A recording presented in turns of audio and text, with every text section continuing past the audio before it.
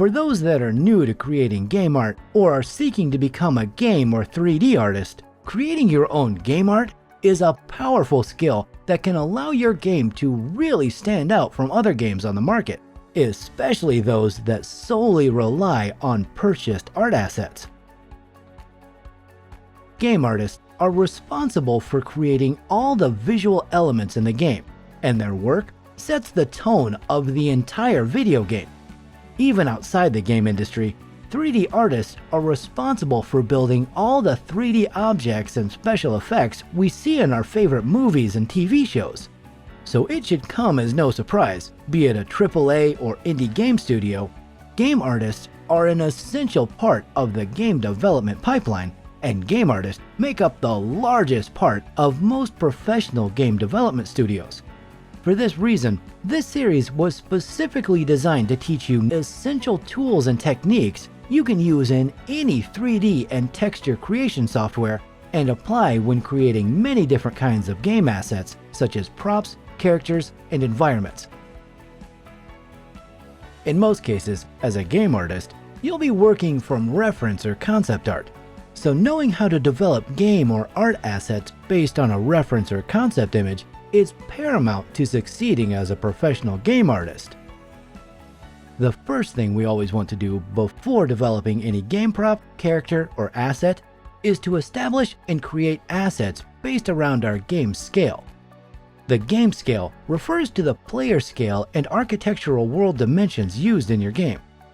Knowing the basic dimensions for the player character and architectural elements, such as walls, doors, doorways, and stairs, will help you keep your game assets in correct proportion. A game scale needs to be established before creating any assets for the project.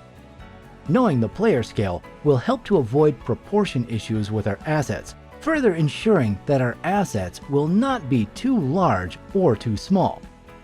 Ideally, this starts with knowing the player character's dimensions, which includes a player's height, width, and depth.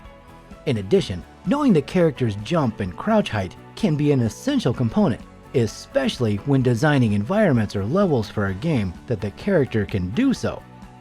That being said, one of the most important things to keep in mind when developing environments and assets for a game is, in spite of the scale, the assets or environment has to look and feel right from the point of view of the player. Keep in mind, the scale we use is just a base dimension for your characters and architectural elements. So use these dimensions as a starting point, because you may need to modify them to suit the needs of your particular game or project. With that in mind, when you're creating an environment or asset, you should always import or create a character reference object or model. The base dimensions for a character in Unity and Unreal is 195 centimeters tall, which is the real-world equivalent to about 6 feet and 60 centimeters in width and depth.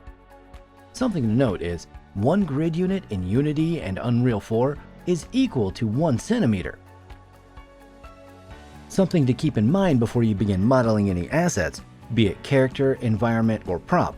It's always good to take a moment and think about the fastest and most efficient way to create the asset. The more efficient you become in modeling, the less the question becomes if you can create something and more about how fast and efficient you can develop it.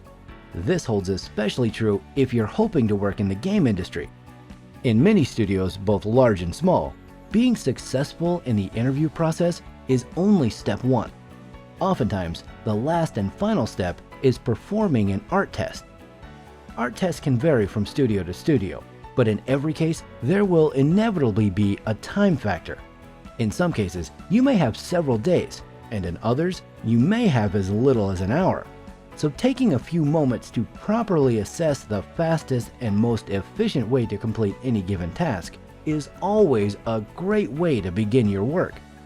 For example, if we take a look at our reference photo, we can see that even though we are developing a hard surface asset, it has a lot of curves and organic shapes. In cases such as these, we find that starting with a polygon cube or plane would take us a lot longer to complete our model than it would if we started with a much more organic shape.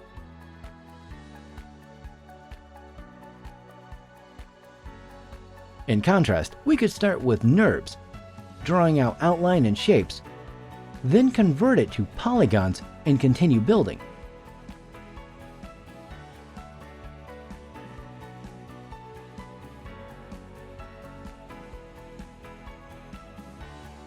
However, this process will sacrifice a bit of control and most likely result in cumbersome cleanup work.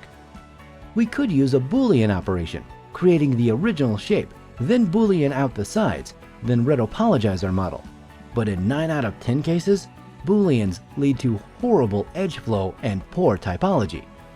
That being said, given enough time, the typology and polycount can be identical no matter what method you use. So essentially, each of these methods, along with several others, would work in developing this asset. This is why it is not only important, but essential to observe, learn, and experiment with different techniques, workflows, and tools. Through having that knowledge, it will allow you to find the techniques that work best for you. In competitive, ever-evolving industries, such as the game and film industry, the ability to rapidly learn and adapt is perhaps the most valuable skill to have.